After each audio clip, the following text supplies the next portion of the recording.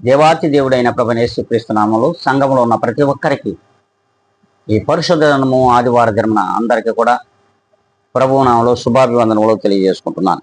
ఈ దినం దేవుని యొక్క పరిశుద్ధ గ్రంథంలోని కొన్ని మాటలను మనం చదువుకుందాం. అలాగే గత 2 వారములలో కూడా విశ్వాసం అనగా ఏమి, విశ్వాసులలో ఉండవలసినది ఏమిటో తెలుసుకున్నాం. కానీ ఇప్పుడు ప్రభువుల వారు ఈ ఆదివార దినమ మనందరికీ తెలియజేస్తున్నది విశ్వాసులలో ఉండకూడనిది, విశ్వాసులలో ఏమి ఉండకూడదు అనే విషయాన్ని మనం క్షుణ్ణంగా పరిశీలిద్దాం.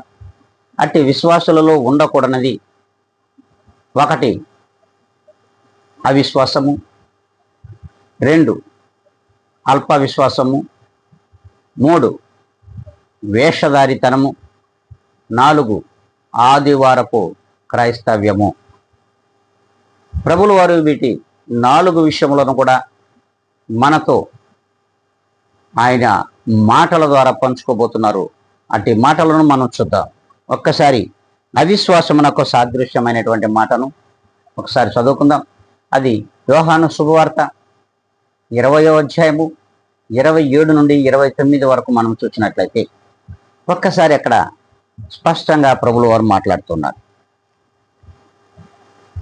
తరువాత తోమాను చూసి, నీ వ్రేలు ఇటు చాచి నా చేతులు చూడుము, నీ చేయి చాచి నా ప్రక్కలో ఉంచి అవిశ్వాసివి కాక విశ్వాసివై ఉండుము అనెను. ప్రియమైన దేవుని,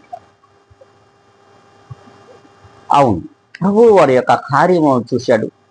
అద్భుతమైన ఆశ్చర్యమైన ఘనకార్యములను చూసినటువంటి తోమానే అవిశ్వాసమునకు పాత్రుడైపోయాడు. ప్రియమైన దేవుని బిడ్డ, నువ్వు కూడా అలా ఉన్నావా? ఒక్కసారి నిన్ను నువ్వు పరిశీలించుకోమంటున్నారు. చూడండి, 3వ దినమున ప్రభువుల వారు సజీవుడిగా తిరిగి లేచి తన శిష్యుల యొద్దకు వచ్చినప్పుడు అక్కడ తోమా లేకపోవడం కూడా మన పరిశుద్ధ గ్రంథాల్లో చూస్తా ఉన్నాం. 11 మంది శిష్యులు ప్రభువుల వారిని చూసి మరి ప్రభువు యొక్క సమాధానకరమైన మాటలు విన్నప్పుడు అట్టి మాటలను తోమాతో పంచుకోవడం, తోమా నేను చూచి నమ్ముతానని చెప్పడం మనం స్పష్టంగా పరిశుద్ధ గ్రంథంలో చదువుకుని ఉన్నాం. అందుకే ప్రభువుల వారు అంటున్నారు, చూచి నమ్మిన వానికంటే చూడక నమ్మిన వాడు ధన్యుడు అని. మరి ఇప్పుడు అవిశ్వాసివి కాక విశ్వాసివై ఉండుము తోమా అని చెప్పడం కూడా మనం ప్రభువుల వారు చెప్పిన మాటను వింటున్నాం. మరి చూడండి, ఇట్టి అవిశ్వాసులుగా మనం ఈ లోకంలో జీవిస్తున్నామా? ఒక్కసారి మనలను మనము సార్వత్రిక సంఘములలో విశ్వాసులందరూ కూడా ఆత్మ పరిశీలన చేసుకోవాలని దేవుని వాక్యం సెలవిస్తుంది. ప్రియమైన దేవుని బిడ్డ, దేవుని నమ్మావు, దేవుణ్ణి విశ్వసించావు, దేవునితో నేను నడవాలి, దేవునితో జీవించాలనుకున్నటువంటి నీ జీవితం అవిశ్వాసమునకు సాదృశ్యంగా మారిపోతే మరి నీవు అవిశ్వాసి కాక ఏమవుతావు? ప్రియమైన క్రైస్తవ జనాంగమా, నీ యొక్క అవిశ్వాసమునకు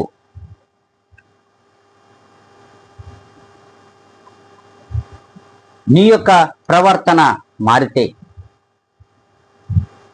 నీ ప్రవర్తన అవిశ్వాసమునకు సాదృశ్యమైతే నీ విశ్వాసమునకు నీవు పాతర వేసినట్లే. ప్రియమైన సంఘమా, ఒక్కసారి ఆత్మ పరిశీలన చేసుకోవాలి. మనం ఎలా ఉన్నాము, దేవునిలోకి ఎలా వచ్చామో, ఆయన కార్యములు ఎలా చూసామో అనేటువంటి దానిని మనం ఒక్కసారి నెంబర వేసుకోవాలి. విశ్వాసాన్ని ఎన్నడూ కూడా వీడిపోకూడదని దేవుని వాక్యం సెలవిస్తుంది. అందుకే ప్రియమైన క్రైస్తవ జనాంగమా, నీ ప్రవర్తన అవిశ్వాసమునకు సాదృశ్యము అయితే, అవిశ్వాసమునకు సాదృశ్యం అయితే ఖచ్చితంగా నీ విశ్వాసమునకు నీవు పాతర వేసినట్లే. నీ ప్రవర్తన అవిశ్వాసమునకు సాదృశ్యము కాకూడదని విశ్వాసానికి నిదర్శనం కావాలి. నిలువెత్తు నిదర్శనముగా నీవు నిలబడాలి అని దేవుని వాక్యం సెలవిస్తావు.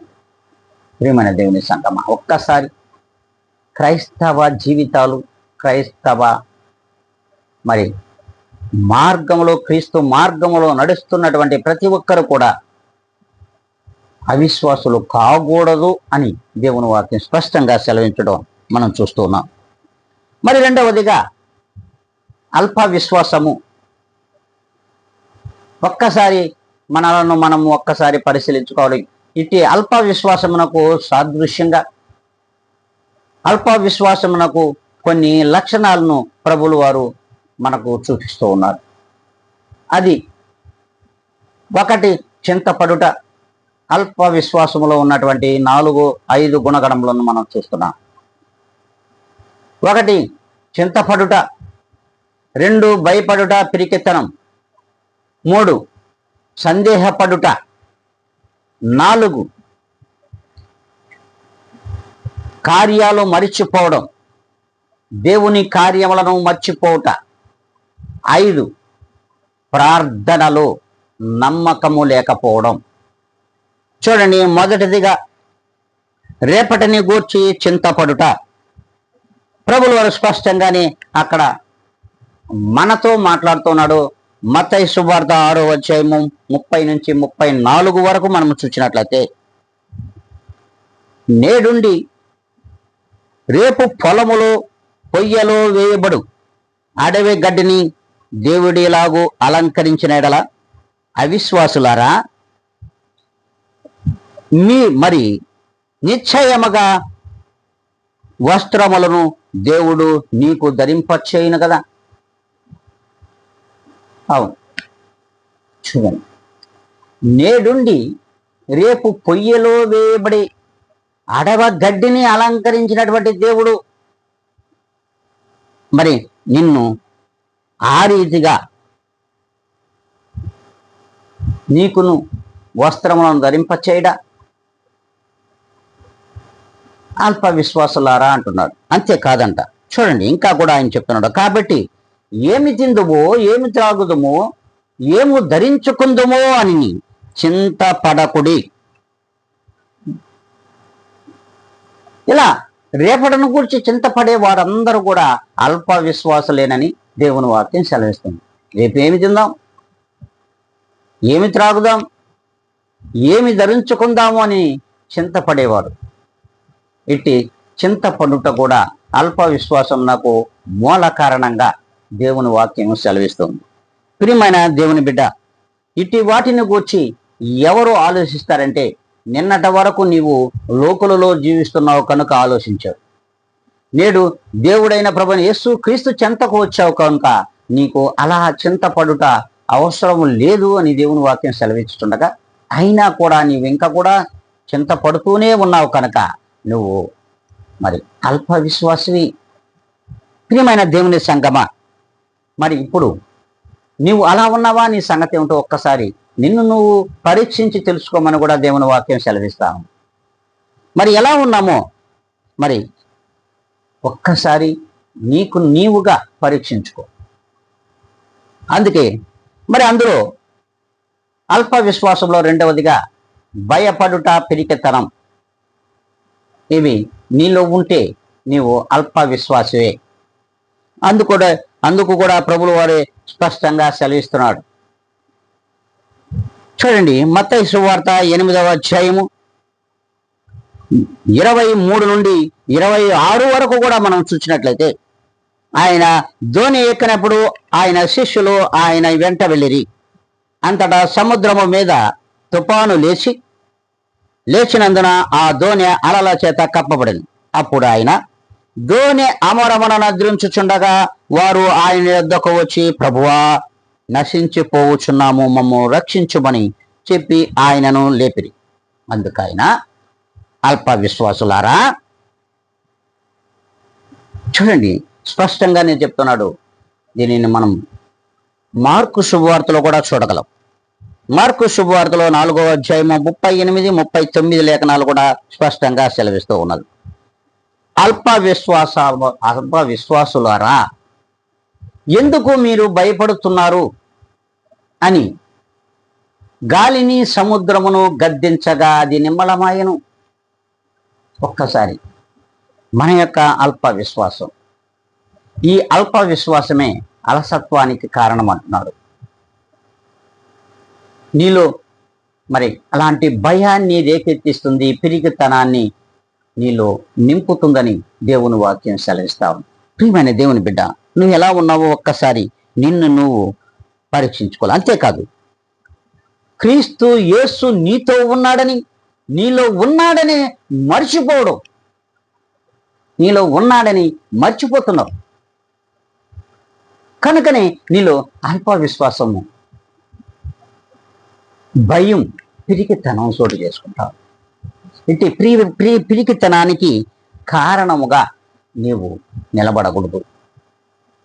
ఇట్టి పిరికితనమునకు, భయానికి సాదృశ్యం కాకూడదని దేవుని వాక్యమే సెలవిస్తా ఉంది.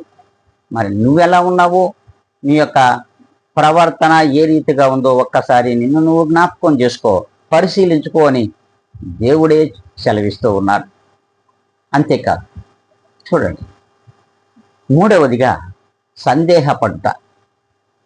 సందేహపడుట ఇది కూడా మరి అల్ప విశ్వాసమునకు సాదృశ్యమే. మత్తయి సువార్త 14వ అధ్యాయము 29వ లేఖనం నుండి 31 వరకు కూడా మనము చూసినట్లయితే అక్కడ స్పష్టంగా సెలవిస్తుంది. ఇంకా ముందుకెళితే 26 నుంచి 31 వరకు చూస్తే కంప్లీట్ మీకు అర్థమవుతుంది.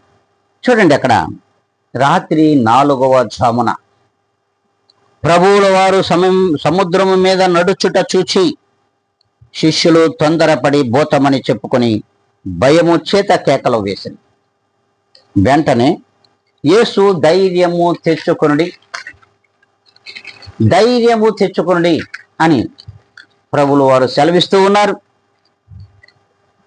నేనే, భయపడకుడి అని వారితో చెప్పగా, పేతురు, ప్రభువా, నీవే అయితే నీళ్ల మీద నడిచి నీ యొద్దకు వచ్చుటకు నాకు సెలవిమ్ము అని ఆయనతో అని.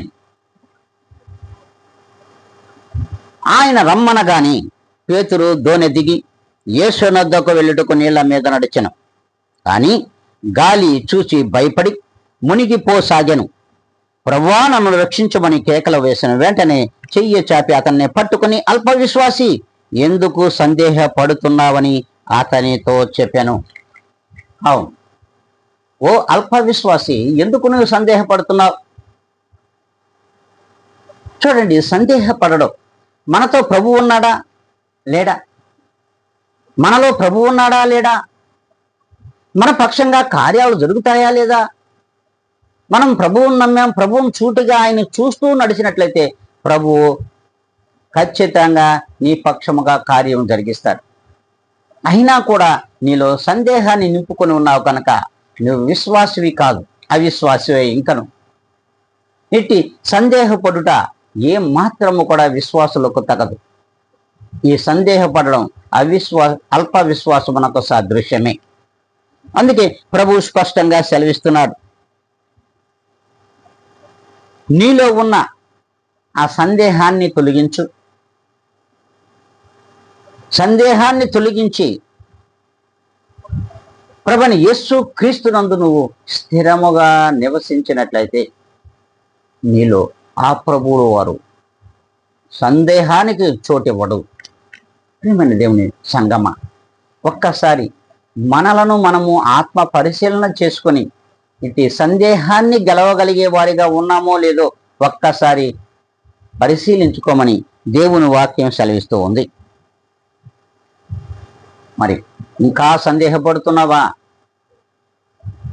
మరి సందేహాన్ని విడిచిపెట్టే వారిగా ఉన్నావో ఒక్కసారి నీకు నీవుగా పరీక్షించి తెలుసుకోమని కూడా వాక్యం సెలవిస్తూ ఉంది. అంతేకాకుండా దేవుని కార్యాలు మరిచిపోవుట, దేవుని కార్యాలను మరిచిపోవుట, ఇది 4వదిగా అల్ప విశ్వాసంలో 4వ లక్షణంగా మనం చూస్తా ఉన్నాం. మత్తయి సువార్త 16వ అధ్యాయము 8 నుండి 10 వరకు మనము చూసినట్లయితే అక్కడ స్పష్టంగా దేవుడే తన మాటలను మనకు వినిపిస్తూ ఉన్నాడు. యేసు అది ఎరిగి, అల్ప విశ్వాసులారా, మన యొద్ద రొట్టెలు లేవని మీలో మీరెందుకో ఆలోచించుకొనుచున్నారు? మీరు ఇంకనూ గ్రహింపలేదా? 5 రొట్టెలు 5,000 మందికి పంచిపెట్టినప్పుడు ఎన్ని గంపలు ఎత్తితిరో అది అయినను 7 రొట్టెలు 4,000 మందికి పంచిపెట్టినప్పుడు ఎన్ని గంపెళ్ళు ఎత్తితిరో అది అయినను జ్ఞాపకం లేదా? ఒక్కసారి జ్ఞాపకం చేసుకో. అల్ప విశ్వాసులారా,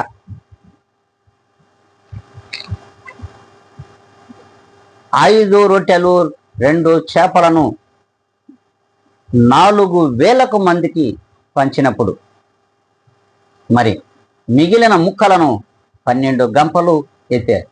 మరి అదేనను మీకు గుర్తు లేదా, జ్ఞాపకం లేదా? అంతేకాకుండా 4 రొట్టెలను మరి 4,000 మందికి పంచినప్పుడు అది అయినను మీకు జ్ఞాపకం లేదా అని స్పష్టంగా సెలవిస్తూ ఉన్నారు. 7 రొట్టెలను మరి 4,000 మందికి పంచాడు. 5 రొట్టెలను 5,000 మందికి పంచినప్పుడు 4,000 మందికి పంచినప్పుడు కూడా అవి 2 జ్ఞాపకం లేదు. 5 రొట్టెలు 4,000 మందికి పంచాడు. 7 రొట్టెలను మరి 4,000 మందికి పంచాడు. 5 రొట్టెలను 4,000 మందికి పంచినప్పుడు 5,000 మందికి పంచినప్పుడు ఈ 5,000 మంది తిన్న రొట్టెలను మర్చిపోయారు. మరి ఆ 4,000 మంది తిన్న రొట్టెలను కూడా మర్చిపోయారు.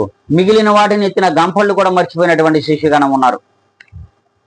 అంతే, మనము కూడా అంతే. మన పక్షంగా విశ్వాసులలో ఎన్ని కార్యాలు చేసినా కూడా ఆ కార్యాలను కూడా మరిచిపోయి అల్ప విశ్వాసం లేక జారుకునే వాళ్ళు చాలా మంది విశ్వాసులలో ఉన్నారు.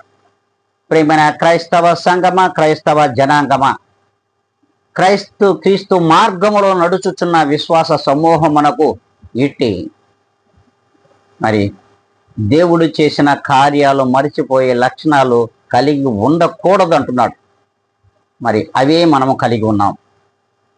ప్రియమైన సంఘమా, మన మధ్యలో కార్యాలు జరుగుతున్నాయి, ఇంకా కూడా మనము ఎప్పటికీ కూడా అల్ప విశ్వాసులుగా మిగిలిపోతున్నాం. అందుకే దేవుడు అన్నాడు, మీరు నాతో ఉన్నారు, నా కార్యాలు చూస్తున్నారు. మీరు నాతో ఉన్నారు, నేను మీలో ఉన్నాను, నా కార్యాలు చూస్తున్నారు. అయినా కూడా చేసిన కార్యాలను మీరు మర్చిపోతున్నారు కనుక మీలో అల్ప విశ్వాసమునకు పెద్ద పీట వేస్తున్నారు. విశ్వాసమునకు పెద్ద పీట వేయలేకపోతున్నారు. అల్ప విశ్వాసమునకు పెద్ద పీట వేసి లోకులు వరే మీరు కూడా జీవిస్తున్నారు కనుకనే మీరు అల్ప విశ్వాసులు అని దేవుని వాక్యం స్పష్టంగా ఇక్కడ సెలవిస్తుంది. అంతేకాదు,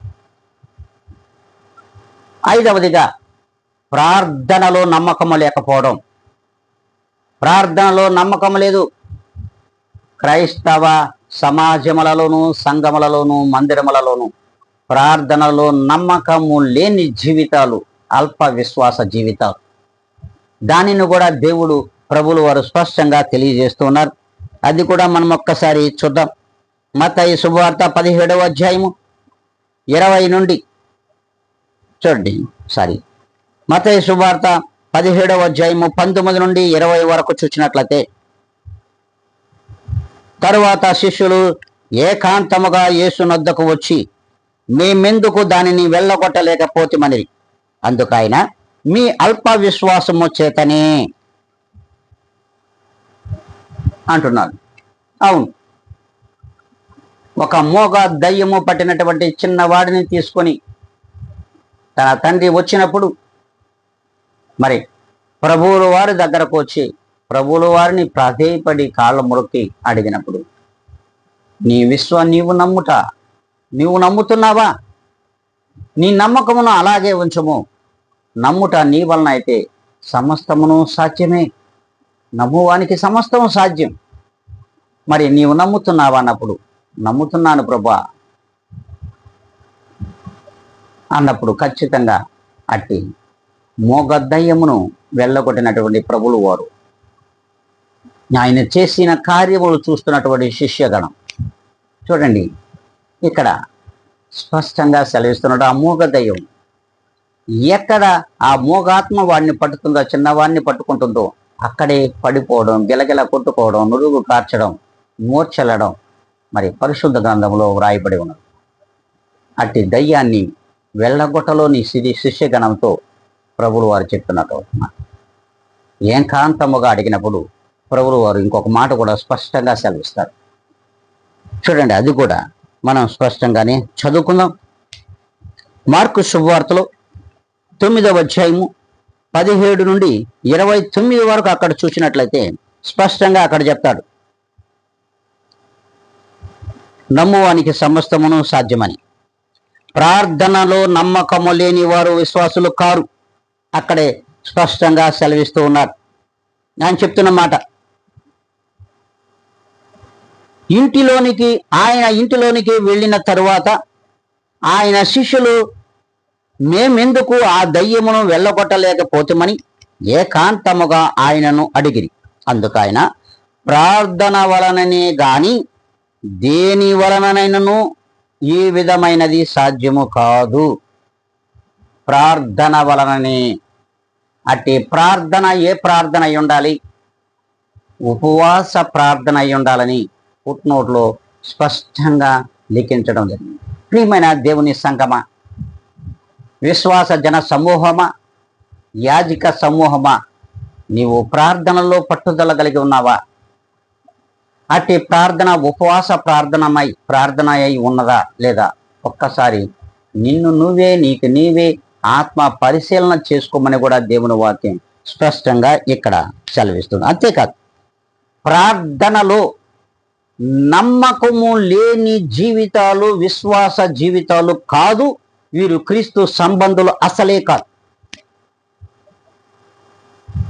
స్పష్టంగా దేవుని వాక్యం సెలవిస్తా ఉంది. సంగమా, దేవునికి విశ్వాసమునకు సాదృశ్యమైనటువంటి విశ్వాస జన సమూహమా, స్పష్టంగా దేవుడు చెప్తున్నాడు, ప్రార్థన లేని, అంతేకాకుండా ప్రార్థనలో నమ్మకము లేని జీవితాలు విశ్వాసమునకు సాదృశ్యము కాదు. ఇట్టి వారు అల్ప విశ్వాసులు, వీరు క్రైస్తవ సమాజములలో పనికిరారు అని వాక్యం స్పష్టంగా తెలియజేస్తా ఉంది. మరి నీవు, నీ కుటుంబము ఎలా ఉన్నదో, నీ సంఘము ఎలా ఉన్నదో, సంఘములో విశ్వాసులు ఎలా ఉన్నారో మిమ్ములను మీరు ఆత్మ పరిశీలన చేసుకొని శోధించి తెలుసుకోమని కూడా దేవుని వాక్యం సెలవిస్తూ ఉంది. అంతేకాదు, చూడండి, అల్ప విశ్వాసంలో ఉన్నటువంటి 5 లక్షణాలు కూడా మనం చూసాం. మరి ఇప్పుడు వేషధారితనం, మూడవది వేషధారితనం. అది కూడా ప్రభువు వారి వాక్యం ద్వారా మనకు సెలవిస్తున్నాడు. మత్తయి సువార్త 6వ అధ్యాయము 5వ లేఖనం, మీరు ప్రార్థన చేయనప్పుడు వేషధారుల వలె ఉండవద్దు, మనుష్యులకు కనబడవలనని సమాజ మందిరములలోనూ వీధులలోనూ మూలలలోనూ ప్రార్థన చేయుట వారికి ఇష్టము. అట్టి వారు తమ ఫలము పొందియున్నారని నిశ్చయముగా మీతో నేను చెప్పుచున్నాను అని. అవును, మనుషులకు కనబడవలనని వీధులలో నిలబడి ప్రార్థన చేస్తారు. అంతేకాదు, మూలలో నిలబడి ప్రార్థన చేస్తారు, సంఘములలో కూడా నిలబడి ప్రార్థన చేస్తారు. కళ్ళు మూసుకోరు, కళ్ళు తెరుచుకొని ప్రార్థన చేసేవారు ఉన్నారు. పక్కవాడు ప్రార్థన చేస్తున్నాడా లేదా, ఎదుటివాడు ప్రార్థన చేస్తున్నాడా లేదా, మరి వెనకవాడు ప్రార్థనలో ఉన్నాడా లేదా, నేను ఉంటే ఏమో ఉండకపోతేనేమో, దీనిని వేషధారితనం అంటారు. దీనిని వేషధారితనం అని దేవుని వాక్యం సెలవిస్తూ ఉంది. అంతేకాదు, ఇంకొక మాట కూడా సెలవిస్తూ ఉన్నాడు. మత్తయి సువార్తలోని 6వ అధ్యాయము 1 నుండి 2 వరకు కూడా మనం చూసినట్లయితే, మనుషులకు కనబడవలనని నీతి కార్యాలు చేయకుండా జాగ్రత్త పడండి అంటున్నాడు ప్రభువు వారు. కానీ ఆ మనుషుల ఎదుట మనం చేసే నీతి కార్య, విశ్వాసులు చేసే నీతి కార్యాలు కనబడాలని మరి ప్రతి ఒక్కరు కూడా ఆ కార్యాలను మరి పంచి పెడతా ఉంటారు. లోకులందరికీ తెలిసే విధంగా డప్పు కొట్టుకుంటారు. ప్రభువుల వారు బోర ఓదవద్దు, ఓదించవద్దు అంటాడు. నీకు ముందర ఆ బోర ఓదవలసిన అవసరం లేదు. అంతేకాదు, కుడి చేతితో చేసిన సహాయాన్ని కూడా ఎడమ చేతికి తెలియకూడదు అని ప్రభువుల వారు అంటుంటే, మనము ఒక సహాయం చేస్తే దానిని సంఘాలలో ప్రకటిస్తాం. అంతేకాదు, ఒక సంఘం, వేద సంఘానికి ఏదైనా సంఘం ఉంది, మందిరానికి ఏదైనా మనం సహాయం చేస్తే ఆ యొక్క సహాయాన్ని కొన్ని వేల మందికి పంచుకుంటాం. అంతేకాదు, ఎవరికైనా వస్త్రదానం చేస్తే దాన్ని నాయన డప్పు కొట్టుకుంటాం, ఊరంతా డప్పు కొట్టుకొని తిరుగుతాం. ఎవరికైనా అన్నదానం చేస్తే మరి డప్పు కొట్టుకుంటాం. అంతేకాదు, ఏ సేవకులైనా సరే కష్టకాలంలో ఉండే వారికి ఆర్థిక సహాయం చేస్తే దానిని యూట్యూబ్లో ప్రకటించుకుంటాం, యూట్యూబ్లలో చూపించుకుంటాం. ఈ విధంగా ఇప్పుడు మరి ఆన్లైన్లో పెట్టుకుంటాం. దీనిని ప్రభువులు వారు అంటారు, వీరి యొక్క ఫలము వారికి దయచేసి ఉన్నది, అది నిశ్చయం. ఎప్పుడో వారి ఫలాన్ని ఆయన నిర్ణయించేస్తున్నాడు. అట్టి ఫలము పొందుకోవడానికి నీవు రెడీగా ఉండని దేవుని వాక్యం సెలవిస్తా ఉంది. చూడండి, డప్పు కొట్టుకునే ఇటు విశ్వాసము అల్ప విశ్వాసమునకు కారణము. దీనిని వేషధారితనం అంటారు. వేషధారిగా ఉండవద్దు. ప్రభువులు వాళ్ళు చూస్తే ఏమనుకుంటారో, వీళ్ళు చూస్తే ఏమనుకుంటారో, ప్రార్థన చేస్తే ఏమో, చీకిపోతే ఏమో. నీ ప్రార్థనలో నిలకడగలిగిన ప్రార్థన ఉండాలి, స్థిరమైన ప్రార్థన కలిగి ఉండాలి. నీవు చేసే సహాయము ఎదుటివాడికి తెలియకూడదు, పక్కవాడికి తెలియకూడదు. నీవు చేసే వస్త్రదానము ఎదుటివాడికి తెలియకూడదు, పక్కవాడికి తెలియకూడదు. నీవు చెప్పుకోవాల్సిన అవసరంలా దేవుడు చూస్తున్నాడు. అందుకే ప్రభువులు వారు స్పష్టంగా సెలవిస్తున్నాడు, ఆయన నేను చూచుచున్న దేవుడు, రహస్యమందు చూచుచున్న నీ తండ్రి నీకు ప్రతిఫలం ఇస్తాడు. మరి అలాంటి ప్రతిఫలము ప్రభువుల వారి నుండి పొందుకోవాలనే ఆశ, ఆ జ్ఞానము అది అస్సలు లేదు. ఇలాంటి వేషధారితనము క్రైస్తవులలో ఉండకూడదు అంటున్నాడు. మరి ఇట్టి క్రైస్తవులలో ఉండకూడని వేషధారితనం విశ్వాసులలో ఉంది, యాజక సమూహాలలో ఉంది, ప్రసంగికులలో ఉంది, అంతర్జాతీయ ప్రసంగికులలో కూడా ఇది ఉంది అని దేవుని వాక్యం సెలవిస్తుంది. వేషధారితనంతో ఈ దినమున పెట్టరేగిపోతున్నటువంటి సేవకులు కూడా లేకపోలేదు, విశ్వాసులు లేకపోలేదు. ఇట్టి వాటిని వేషధారితనమునకు సాదృశ్యంగా దేవుడు చూపిస్తున్నాడు. అందుకే ప్రభువులు వారు స్పష్టంగా సెలవిస్తున్నారు, నిన్ను బట్టియే కదా నా నామము లోకుల ఎదుట దూషణ పాలు అవుతున్నది అని ఎంతగానో బాధపడుతున్నటువంటి దేవుడు. ప్రియమైన దేవుని సంగమా, ఒక్కసారిగా నిన్ను నువ్వు ఆత్మ పరిశీలన చేసుకోమని దేవుని వాక్యం సెలవిస్తా ఉంది. అంతేకాదంట, 4వదిగా ఆదివారపు క్రైస్తవ్యము. ఆదివారం వస్తేనే మందిరం గుర్తొస్తుంది. ఈ మధ్యలో ప్రార్థన ఉండదు, ప్రార్థనలో దేవునికి కృతజ్ఞతలు ఉండవు, అటు విశ్వాసం కూడా చూపించరు. ఆదివారం మాత్రమే దేవుడు గుర్తొస్తాడు. అది కూడా దేవుని వాక్యమే సెలవిస్తా ఉంది. చూద్దాం, అది కూడా ప్రభువులు వారు స్పష్టంగా సెలవిస్తున్నాడు. మార్కు శుభవార్త 2వ అధ్యాయము 27, 28 లేఖనాలను ఒక్కసారి చదువుకున్నట్లయితే చూడండి, విశ్రాంతి దినము మనుషుల కొరకే నియమింపబడను, కానీ మనుషులు విశ్రాంతి దినమునకు కొరకు నియమింపబడలేదు. అందువలన మనుష్య కుమారుడు విశ్రాంతి దినమునకు ప్రభువై ఉన్నాడు. చూడండి, ఇక్కడ ప్రత్యేకంగా గమనించాల్సిన విషయాలు ఉన్నాయి. విశ్రాంతి దినమును మనుషుల కొరకు దేవుడు ఏర్పాటు చేశాడు. నిజమే. అంతేకాకుండా మనుషుడు విశ్రాంతి దినానికి ఏర్పాటు చేయబడలేదు. ఏ మనుషుడు కూడా ఆదివారం కొరకు ఏర్పాటు చేసిన వాడు కాదు. విశ్రాంతి దినమే మనుషుల కొరకు ఏర్పాటు చేయబడింది. ఇక్కడ ప్రత్యేకంగా మనము తెలుసుకోవాల్సిన విషయం ఉంది. మరి దినములు, కాలములు, సంవత్సరములు, నెలలు ఇవన్నీ కూడా ఎవరి కొరకు ఏర్పాటు చేయబడ్డాయి?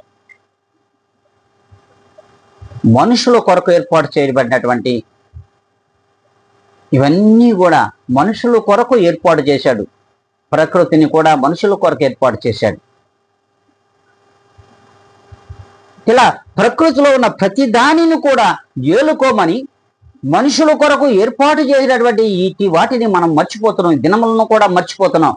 ఇటు విశ్రాంతి దినమును దేవుడు మనుషుల కొరకు ఏర్పాటు చేస్తే ఇట్టి విశ్రాంతి దినము కూడా ఆయన మందిరంలోనికి రాలేకపోతున్నారంటే ఒక్కసారి దేవుని మీద ఎంత ప్రేమ ఉందో, దేవునికి ఎంత భయపడే వారిగా ఉన్నామో, భయభక్తులు కలిగిన వారిగా ఉన్నామో కూడా ఆత్మ పరిశీలన చేసుకోవచ్చు. అందుకే విశ్రాంతి దినమునకు మనుష్య కుమారుడు ప్రభువై ఉన్నాడు, దేవుడై ఉన్నాడు. ఇట్టి విశ్రాంతి దినమున ఆయన మందిరములో కనబడేవారిగా మనం ఉండాలి. అలా ఉండవు. ఇంకొక మాటలో కూడా సెలవిస్తా ఉన్నాడు ప్రభులు వారు స్పష్టంగానే. అపోస్తుల కార్యములు 20వ అధ్యాయము 7వ లేఖనాన్ని ఒక్కసారి చదివినట్లయితే అక్కడ స్పష్టంగా సెలవిస్తూ ఉన్నాడు. ఆదివారము రొట్టె విరుచుటకు కూర్చున్నప్పుడు, అవును, ఆదివారము రొట్టె విరుచుటకు కూర్చున్నప్పుడు అంటే నెలలో ఎన్ని ఆదివారాలు ప్రభులు వారు విశ్రాంతి దినాలను మనకు ఇచ్చాడు. ఒక్కసారి జ్ఞాపకం చేసుకోండి. కొన్ని నెలలకు 4 ఆదివారాలు ఉన్నాయి, కొన్ని నెలలకు 5 ఆదివారాలు కూడా ఉన్నాయి. అయితే ఆ ఒక్కరోజు రొట్టె విరుచుట కూర్చున్న ఆదివారం ఒక్కరోజు వస్తారు మందిరాన్ని. ఇట్టివాడు ఆదివారపు క్రైస్తవ్యము కలిగిన వాడు. మిగిలిన 3 వారాలు రాడు, 4 వారాలు కూడా రాడు. మరలా వచ్చే నెల మరి ఆదివారమే వచ్చి ఆ రొట్టె విరిచే సమయానికి వచ్చి రొట్టె తీసుకొని రొట్టెలో పాలు పంపులు పొంది ఆయన శరీరంలోనూ ఆయన రక్తంలో పాలు పంపులు పొంది ఆదివారపు క్రైస్తవ్యాన్ని చాటుకుని విశ్వాసులు కూడా ఉన్నారు సంఘాలలో. ఇట్టి వారి ఫలం ప్రభులు వారు ఎప్పుడూ నిశ్చయించుతారు. నిశ్చయముగా ఆయన దయచేసి ఉన్నారనే విషయాన్ని కూడా మనం గ్రహించాలి. ప్రియమైన సంగమ, ప్రేమని దేవుని జన సమూహమా, యాజిక సమూహమా, ఆదివారము రొట్టె విరుచుటకు కూర్చున్నప్పుడు అంటే ఇట్టి ఆదివారమును ఎవరి కొరకు ఏర్పాటు చేశాడు దేవుడు? మనుషుల కొరకు ఏర్పాటు చేశాడు. మరి మనుషుల కొరకు ఏర్పాటు చేసినటువంటి ఈ విశ్రాంతి దినమును కూడా నువ్వు పాటించలేకపోతే నువ్వు విశ్వాసివి కాదు. దేవుని యొక్క రక్తము చేత బాప్తిస్మము పొందినవాడు అస్సలే కాదు. నిర్మోహమాటంగా నిన్ను కొట్టేస్తున్నాడు దేవుడు. ప్రియమైన సంగమా, ఒక్కసారి నిన్ను నువ్వు జ్ఞాపకం చేసుకో. అంతేకాదు, ఒకే ఆదివారం నెలలో ఒక్క ఆదివారమే గుర్తొస్తుంది విశ్వాసులకు. ఆ ఆదివారము మరి దేవుని మందిరానికి కరెక్ట్గా ఎప్పుడు వస్తామంటే రొట్టె విరిచే సమయానికి వస్తాం. ఆ సమయంలో రొట్టె తీసుకుంటాం, ఆయన శరీరమును ఆయన రక్తంలో పాలు పంపులు పొందుకొని మరలా వెళ్ళిపోతాం. మరలా వచ్చే ఆదివారం వరకు, మరలా నెలలో మొదట వచ్చే ఆదివారం వరకు ఎవడో కనిపించడు. ఇది మరి విశ్వాసుల యొక్క తప్పు, విశ్వాసుల యొక్క పొరపాటు లేక సేవకుల యొక్క పొరపాటు నాకు తెలియదు. కానీ ఒక్కసారి ప్రతి ఒక్కరు కూడా, యాజక సమూహము కూడా ఒక్కసారి జ్ఞాపకం చేసుకోవాలి. ఆదివారం రొట్టె విరుచుటకు కూర్చున్నప్పుడు విశ్రాంతి దినమునకు ప్రభువై ఉన్నటువంటి యేసుక్రీస్తు వారిని మనము మర్చిపోతున్నామంటే ఒక్కసారి జ్ఞాపకం. అంతేకాదండి, ఇంకొక లక్షణం కూడా ఉంది మనలో. ఆదివారం మాత్రమే పరిశుద్ధ గ్రంథమును మన చేతిలో మోసుకుంటూ మందిరానికి వస్తాం, మరలా మోసుకుంటూ ఇంటికి వెళతాం. ఇంటికి వెళ్ళిన తర్వాత ఏ టీవీ కబోర్డులోనూ ఏ బీరువాల్లోనూ దాన్ని దాచేస్తాం. చూడండి, మరలా ఆదివారం వచ్చే వరకు ఆ బైబిల్ కానీ ఆ పరిశుద్ధ గ్రంథం జోలికి వెళ్ళాం. మరలా ఆదివారం వస్తే పరిశుద్ధ గ్రంథం ఎక్కడుందో ఎత్తుక్కొని ఆదివారపు క్రైస్తవ్యాన్ని చాటుకుంటూ మందిరానికి వస్తారు. దీనిని ఆదివారపు క్రైస్తవ్యము అంటారు. దీనికి ముందు కూడా వేషధారితనాన్ని కూడా మనం చదువుకున్నాం. మనుషులు చూడవాలని పరిశుద్ధ గ్రంథములోని వాళ్ళు పరిశుద్ధ గ్రంథములోని అనేకమైనటువంటి వాక్యాలు రాసుకుంటారు, సమాధానాలు రాసుకుంటారు, ఏదో చెప్పినట్లుగా చూసుకుంటూనే ఉంటారు. ఇట్టివారు వేషధారు. అలాగే ఇట్టివారు కూడా ఆదివారపు క్రైస్తవులే. ఇది ఒక తెగ. ఆదివారపు క్రైస్తవ్యం ఒక తెగ అయితే, వేషధారితనం ఒక తెగ అయితే, అల్ప విశ్వాసులలో భయపడేవారు ఒక తెగ అయితే, చింతపడేవారు ఒక తెగ అయితే, సందేహపడేవారు ఒక తెగ అయితే, పిరికివారు ఒక తెగ అయితే, అంతేకాకుండా ప్రార్థనలో నమ్మకం లేని తెగ ఒకటి ఉంటే, అంతేకాకుండా మరి దేవుని కార్యాలు చూచి కూడా మర్చిపోయేవారు ఒక తెగగా ఉంటారు. అంతేకాకుండా అవిశ్వాసులుగా ఒక తెగ ఉంటారు. ప్రియమైన దేవుని సంగమా, ఇది దేవునిలో ప్రభువైన యేసుక్రీస్తు యొక్క విశ్వాసంలో ఉండకూడని గుణగణములు ఇవి. ఇట్టి వాటిని నీవు కలిగి ఉన్నావా? ఒక్కసారి నిన్ను నువ్వుగా ఆత్మ పరిశీలన చేసుకోమని దేవుని వాక్యమే సెలవిస్తూ ఉంది. అందుకే నిన్ను నువ్వు శోధించుకో. నువ్వు నిజముగా ఈ లక్షణములు కలిగి ఉన్నావో లేదో నిన్ను నువ్వు శోధించుకొని తెలుసుకోమని దేవుని వాక్యం ద్వారానే పౌలు గారు స్పష్టంగా సెలవిస్తున్నారు. కొరింథీయులకు రాసిన 2వ పత్రిక 13వ అధ్యాయము 5వ లేఖనాన్ని మనం చూసినట్లయితే ఇక్కడ స్పష్టంగా సెలవిస్తూ ఉన్నాడు. మీరు విశ్వాసులై ఉన్నారో లేదో మిమ్మును మీరే శోధించుకొని చూసుకొనుడి, మిమ్మును మీరే పరీక్షించుకొనుడి. మీరు ఇలాంటి భ్రష్టులు కాని ఎడల యేసు క్రీస్తు మీలో ఉన్నాడని మిమ్మును గూర్చి మీరే తెలుసుకుంటారు. పైన తెలపబడినటువంటి లక్షణాలన్నీ మీలో ఉన్నాయో లేదో ఒక్కసారి మిమ్మల్ని గూర్చి శోధించుకొని మిమ్మల్ని గూర్చి పరీక్షించుకొని తెలుసుకోండి. అలా కాని ఎడలా ఈ భ్రష్టత్వమంతా, ఇట్టి భ్రష్టు పట్టినటువంటి గుణాలన్నీ మీలో ఉన్నాయేమో ఒక్కసారి సరిచేసుకోండి. ఈ గుణాలను మీ నుండి తొలగించుకోండి అని దేవుని వాక్యం ఎంతో నిర్భయంగా నిర్మోహమాటంగా చెప్తున్నటువంటి పౌలు మాటలు వింటున్నాం. మిమ్మల్ని మీరే తెలుసుకొందురు అంటున్నాడు. ఇలాంటి భ్రష్టులు, వీరిని ఏమంటున్నాడంటే ప్రభువు వారు చాలా నీచమైన మాట మాట్లాడుతున్నాడు.